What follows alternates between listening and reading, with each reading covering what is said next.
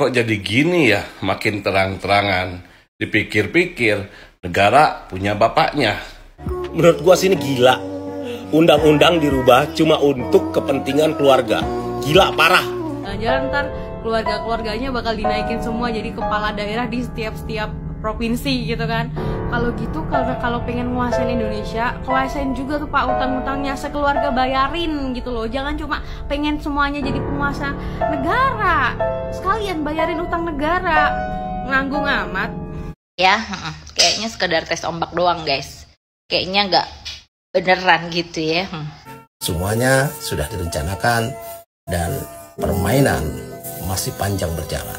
Tolong kasih tahu gue gimana caranya untuk bisa ngerti itu semua di negara yang katanya demokrasi, yang katanya sudah reformasi dari Orde Baru. Jangan maju, Mas Kaisang. Ini tuh bukan waktu yang tepat untuk Mas Kaisang maju. Tapi di mata dunia dan di mata Tuhan telah menjadi sampah.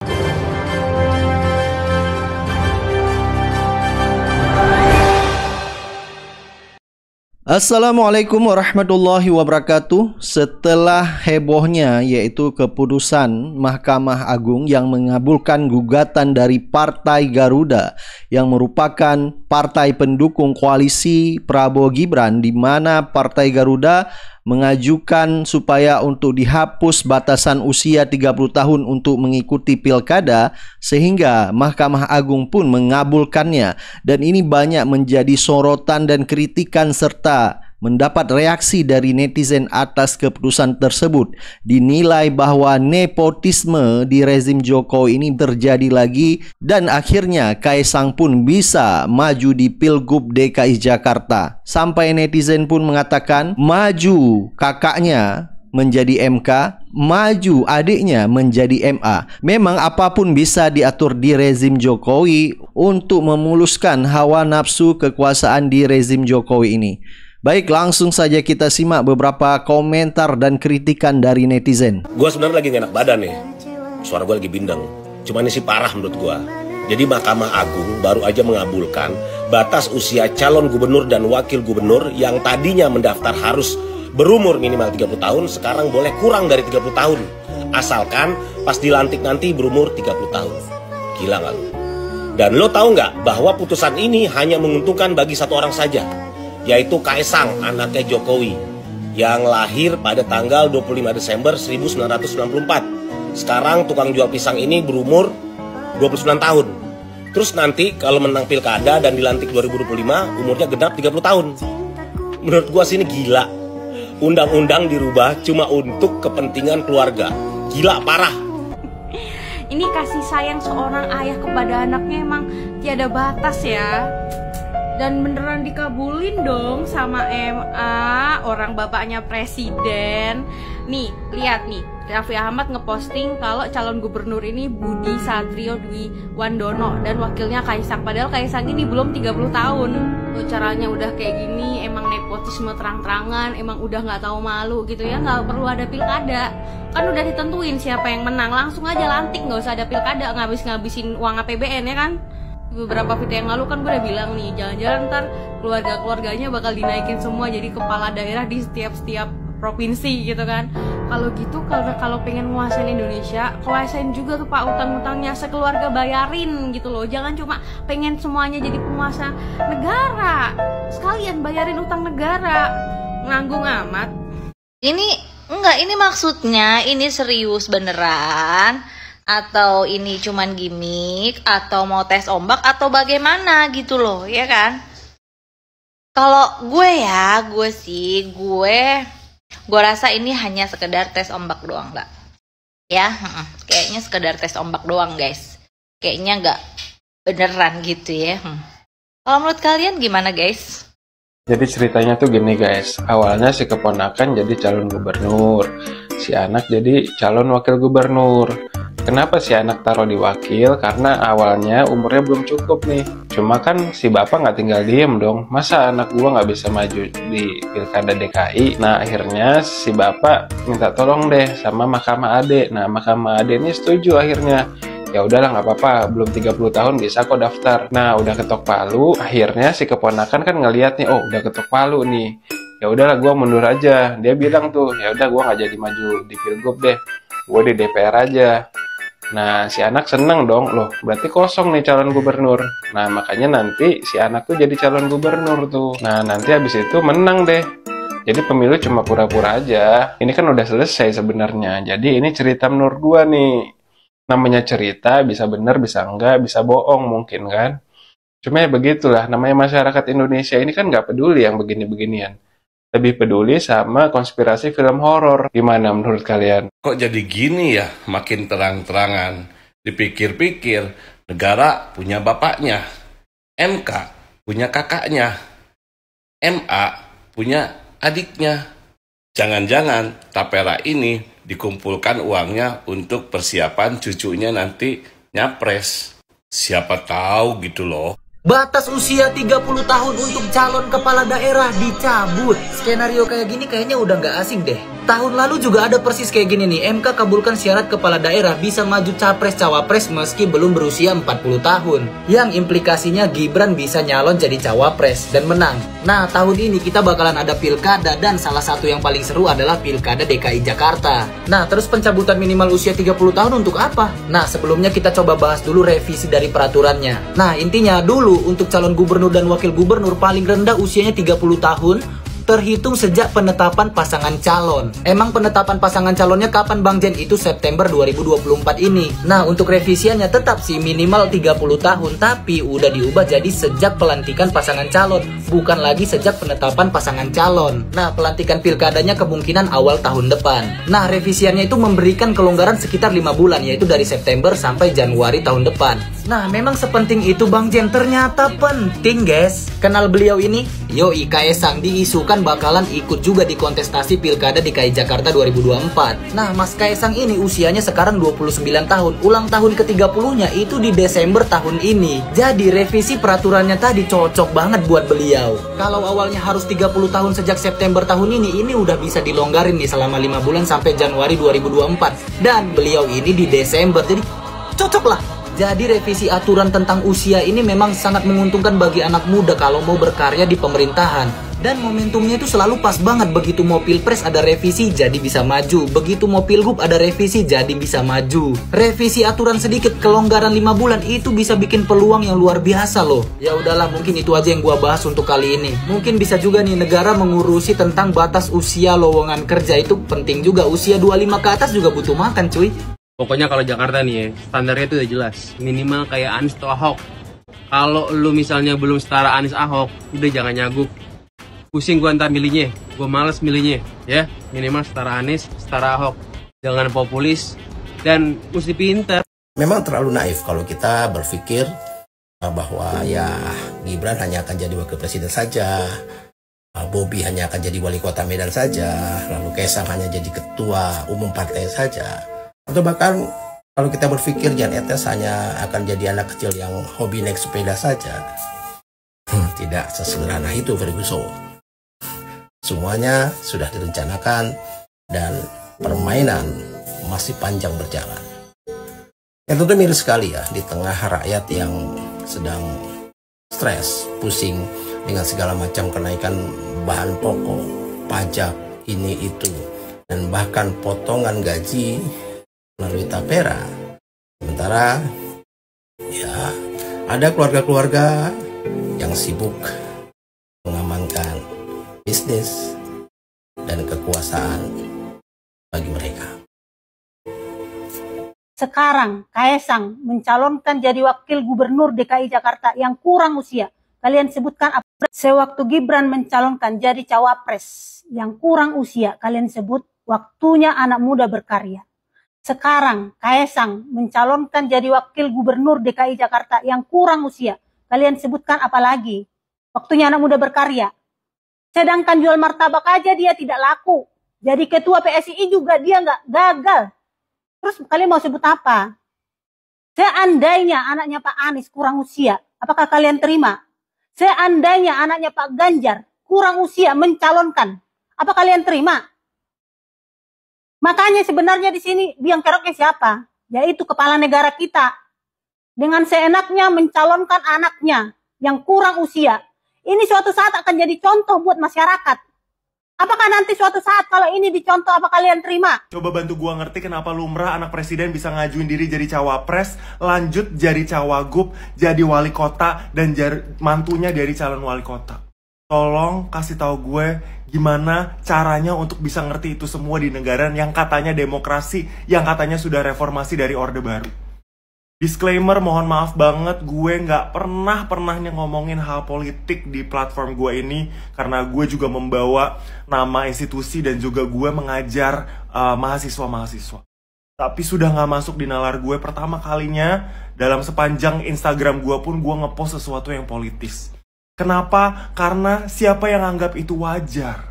Siapa yang menganggap bahwa anak presiden itu kemudian lanjut jadi cawapres, kemudian lanjut menjadi cawagup? Gue gak mau ngomong spekulasi sama sekali, enggak. Gue mau disclaimer dulu. Pertama, gue tidak sedang menjatuhkan presiden yang sedang bercokol saat ini.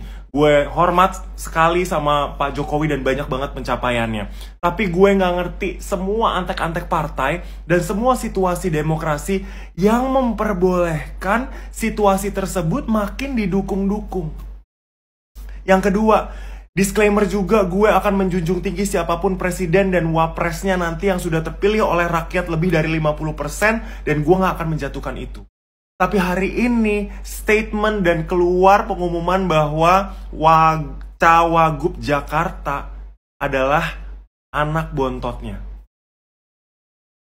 Seperti kita ketahui kemarin, gue tadinya awalnya sangat-sangat 02 banget gitu ya. Gue sangat mendukung anak muda untuk maju dan full force untuk anak muda. Karena dia seumuran sama gue ya. Cawapres kita adalah seumuran sama gue, jadi gue dukung 100%.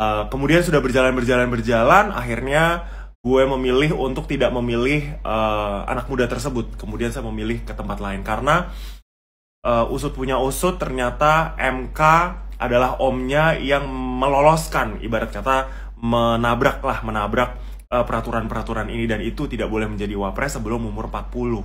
Tapi ya udah, saya terima. Tapi hari ini gue nggak bisa terima banget karena nggak ada background apapun, nggak ada background di dalam pemerintahan, tidak ada background partai baru jadi ketua partai beberapa bulan, kemudian duduk menjadi cawagup. Dan kalau nanti terpilih ataupun tidak, karena gue KTP Jakarta, jadi gue merasa berhak untuk ngomong. Ada 3 hal yang menurut gue sangat-sangat beban banget di gue, dan terserah nanti mungkin kalau gue ditangkap atau mungkin UU ITE, saya sedang tidak menjatuhkan apapun, saya menjatuhkan sistem. Kenapa sistem di Indonesia dan masyarakat Indonesia yang memilih itu dulu Pak Harto dilengserkan dan digulingkan oleh semua mahasiswa, semua anak-anak muda itu menggulingkan Pak Harto karena Mbak Tutut jadi mensos, Mbak Tutut jadi menteri. Semuanya teriak-teriak, semua jajaran antek-antek cendana bercokol pada pemerintahan, kemudian digulingkan, reformasi, semuanya demokrasi, semua memilih menjadi partai yang semua bisa memilih. Dan perjuangan anak muda saat itu, kami yang keluarga Tionghoa itu juga korban kerusuhan, korban penjarahan, korban jiwa, korban lari-lari ke luar negeri. Korban ini itu karena penjatuhan rezim. Dan rezimnya selesai. Karena nepotisme. Yang nggak ngerti nepotisme, please Google atau ChatGPT. Nepotisme itu tidak ada background, tetapi diposisikan pada posisi-posisi krusial karena network keluarga ataupun orang terdekat. Kenapa itu jadi wajar, kenapa itu jadi lumrah? Sampai saat ini, tolong bantu gue untuk mengerti. Gue sedang tidak menjatuhkan siapapun. Gue akan coblos, gue akan dukung ketika performanya sudah jelas. Sama seperti gue memilih si calon-calon manajer atau calon-calon pemimpin-pemimpin perusahaan. Aku akan memilih siapapun yang kompeten, walaupun itu saudaraku. Kalau dia kompeten, aku akan dukung. Tapi hari ini, lengkap semuanya bahwa MA, Mahkamah Agung sudah memutuskan bahwa ketika melapor sebagai cawagup belum umur 30 tidak apa-apa dibablaskan. MK menyelamatkan abangnya, MA menyelamatkan bontotnya. Kemudian ada juga berita ini, PAN mendukung menantu barunya yang sedang hamil akan maju sebagai wali kota Sleman. Kemudian sudah tahu bahwa ipar pertamanya juga sudah menjadi wali kota Medan. Dan masih banyak lagi. Dan ketua MK waktu itu adalah adik ipar dari presiden yang sedang bertugas saat itu. Tolong, coba gue nggak ngerti, gue sebagai awam aja, dan gue sebagai pembayar pajak yang setia, pajak gue tidak pernah bolong dari pertama kali gue kerja sampai sekarang. Yang kedua, gue rakyat Indonesia yang tidak pernah berkhianat pada Indonesia dan selalu menggunakan hak pilih saya. Yang ketiga, gue adalah orang yang sangat cinta Indonesia nomor 100% dan pengen ngelihat Indonesia menjadi lebih baik. Kalau memang Indonesia menjadi lebih baik, tolong jelaskan ke gue. Jelaskan, karena nalar gue nggak nyampe. Gue nggak ngerti, dan gue nggak bisa mengerti, dan gue nggak bisa tidur kepikiran hal ini karena Indonesia bahkan saat ini lebih parah daripada kasusnya Filipina yang rezim sebelumnya menurun kepada anaknya karena dimenangkan lewat sosial media, tapi dia cuma beberapa orang. Tapi yang ini udah lebih dari 4 darahnya ada di posisi tersebut tanpa background pemerintah. Boleh nggak gue dikasih tahu sekarang? Boleh nggak teman-teman sekarang yang kemarin mendukung 100% semua situasi ini dan tetap mendukung, gue nggak sedang mencari keributan, gue pengen mencari diskusi. Gue pengen tahu dan gue pengen ngerti nalar gue untuk bisa nelen. Karena gue berhak, karena paspor gue masih hijau, KTP gue masih Jakarta, dan darah gue kalau dibelek masih tulisan Indonesia. Ketika anak-anak muda dulu menggulingkan rezim sebelumnya, kita bersatu padu karena kita berani bersuara, berani beropini. Sekarang nggak ada yang bersuara dan nggak ada yang beropini dan nggak ada yang peduli karena kita udah dibuat bodoh dan dibuat berita-beritanya oleh para buzzer-buzzer. Artis-artis kita juga akan jadi kepala-kepala daerah, silahkan, nggak masalah kalau memang ternyata kompeten, monggo. Tetapi berita-berita jangan dibelokkan dan orang-orang yang beropini publik sedang tidak membuat keributan. Kami sedang menyuarakan isi suara hati dan sedang bertanya. Kalau memang saya bisa diundang ke Istana Presiden dan bisa ceritain apa alasannya semua jajaran dan calon-calon strategi pemerintahan ke depan, saya dengan sangat terbuka, saya cium kaki Bapak, saya cium tangan Bapak, dan saya dukung pemerintahan Bapak-Bapak semuanya. Tapi tolong jelaskan apa nalar dibalik nepotisme ini? Apa nalar dibalik kolusi? Apa nalar dibalik pembodohan masyarakat ini? Apa nalar dibalik pembablasan MK dan MA saat ini?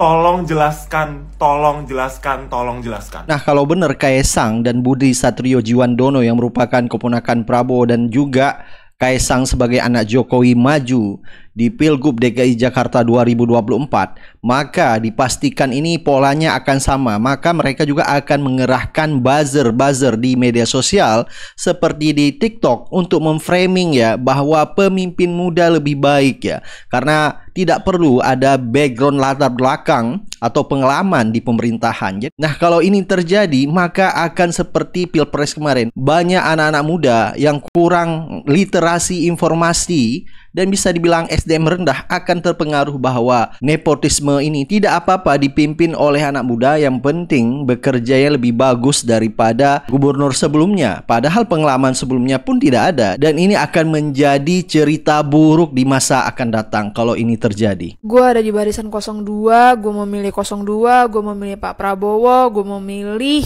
untuk mencoblos Pak Prabowo karena gue suka, karena gue ngefans, karena gue sangat mengidolakan Pak Prabowo dari dulu. Walaupun awal-awal gue sempat kecewa karena Pak Prabowo memilih wakilnya adalah Mas Gibran. Maksud gue adalah bukan gue gak suka Mas Gibran ya, tapi yang ada di otak gue pada saat itu adalah Pak Prabowo memilih Pak Erick Thohir atau orang-orang yang lainnya. Gue nggak expect kalau bakal memilih Mas Gibran. Nah, pada saat itu gue sempat kecewa di situ. Cuman lama-lama kayak oh ya udah, mungkin itu pilihan yang tepat dengan Pak Prabowo memilih Mas Gibran, walaupun akhirnya meledak-ledak ya komentar orang-orang ini. Sekarang gue melihat berita ini gitu. Berita Mas Kaesang. Kalau boleh saran ya, saran gue Mas Kaesang gak usah maju. Mas Kaesang kata gue udah gak usah maju. Dengan Mas Kaesang nggak maju, Mas Kaesang udah menyelamatkan nama Pak Jokowi. Jangan maju Mas Kaesang, ini tuh bukan waktu yang tepat untuk Mas Kaesang maju. Gak tahu kenapa gue lebih suka melihat Mas Kaesang yang dulu yang nggak terjun politik, yang fokus usaha, fokus bisnis, nggak main-main politik. Gak tahu kenapa gue lebih suka Mas Kaesang yang itu gitu ya. Gue mengenali Mas Kaesang yang memang pure usaha, jadi pengusaha, jadi pebisnis gitu ya, di entertain, dia nggak mikirin politik, bahkan dia bilang dia nggak suka. Please banget Mas Kaesang, please, kalau kata gue nggak usah maju. Ya gak usah maju, gak usah.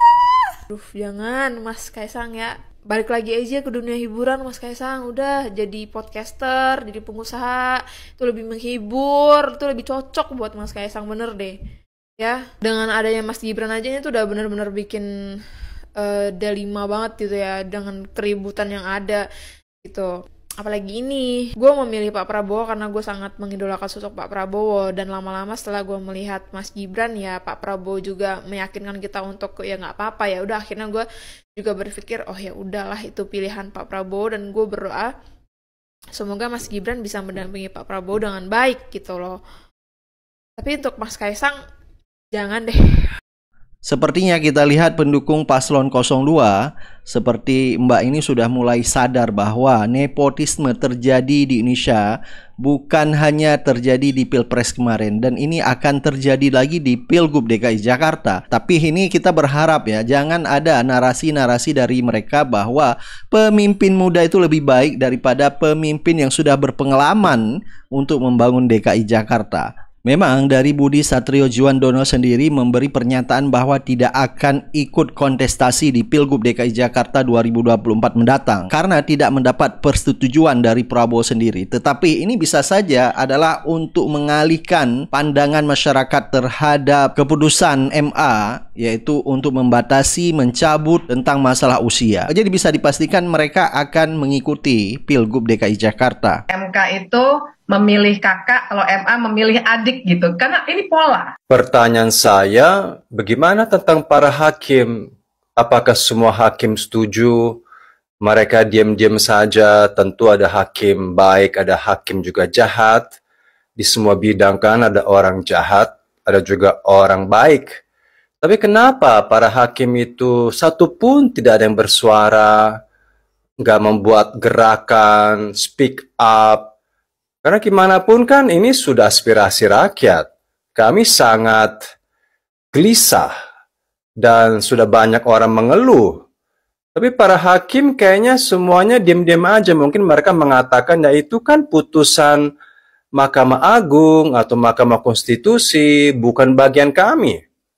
Kalau mungkin ini terjadi di Amerika, di mana ada banyak negara, states, karena hukum yang ada di state-nya California berbeda dikit dengan di negara Texas. Hukumnya di antara negara di Amerika bisa berbeda-beda. Tapi kalau Wakanda itu kan satu hukum dan satu badan kehakiman. Tapi seolah-olah mereka tuh cuek bebek, diem-diem aja. Yang protes pun diem. Kenapa? Gitu. Saya merasakan bahwa lama-lama jabatan jadi presiden, wakil presiden, atau menteri, atau jabatan tinggi, itu jadi jabatan sampah. Yang dulu mungkin kita sangat menantikan, berambisi, jadi presiden, jadi menteri, karena status dan kaya raya, karena gengsi, karena kehormatan, lama-lama jadi karir sampah. Sama mungkin kita bisa mengatakan, waduh jadi bandar narkoboy itu kan kaya loh. Kita bisa kaya jadi bandar narkoboy. Atau sekalipun jadi germo. Kita jual kue apem. Uangnya banyak. Atau bandar judi online. Itu banyak banget uangnya. Banyak sekali. Tapi kan adalah karir dan profesi yang miris. Yang sangat memalukan. Saya lihat bahwa lama-lama rakyat merasakan bahwa posisi jadi menteri, presiden, atau wakil presiden akan menjadi sampah. Dan orang tua mungkin tidak akan anjurkan karena anaknya, udahlah kamu nggak usah deh ambil jalur politik karena kotor, karena banyak sampah. Mendingan kamu jual bakmi ayam, tapi terhormat. Itu yang saya rasakan. Dan siapa yang merusak citra profesi ini yang dulunya terhormat? Kalau dulu kan, waduh jadi presiden terhormat, gengsi. Sekarang, sampah. Jadi wakil presiden sampah. Jadi menteri sampah. Karena hampir rata-rata terjerat kasus korupsi. Atau bahkan juga nanti masuk ke dalam arena hukum, jadi penegak hukum juga sampah. Ini siapa yang buat? Ya mereka-mereka juga. Jadi bersyukurlah kalian, pedagang.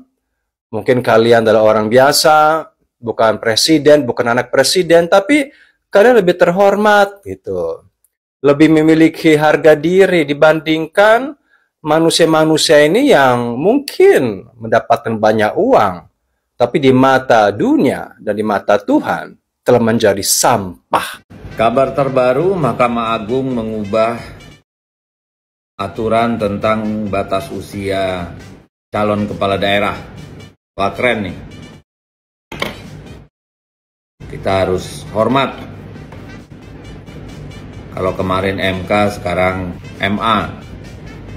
Kabarnya nih, supaya Kaisang bisa nyalon sebagai gubernur atau wakil gubernur di DKI Jakarta.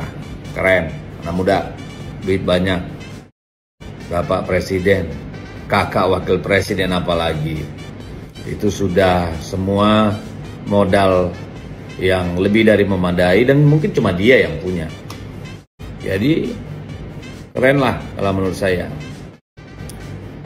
Kalau kemarin MK memotong 40 tahun ke 35 atau, nah itu kan. Kalau sekarang atau pas dilantik sudah umur 30. Emang pinter-pinter banget dah, kata orang-orang. Kalau saya bilang sih nekat. Tapi ya sudahlah, suka-suka kalian. Kita cuma penonton di Republik ini, ya nggak? Mau bilang apa? Sungguh menakjubkan. Hai, kebangetan sih kalau menurut saya. Yang mau pakai rem, gak usah nafsuan gitu loh. Ya masa juga harus semua gitu. Tapi ya namanya manusia ya. Baik, silakan Anda beri pendapat dan komentar Anda. Kita akan ketemu di video selanjutnya. Assalamualaikum warahmatullahi wabarakatuh.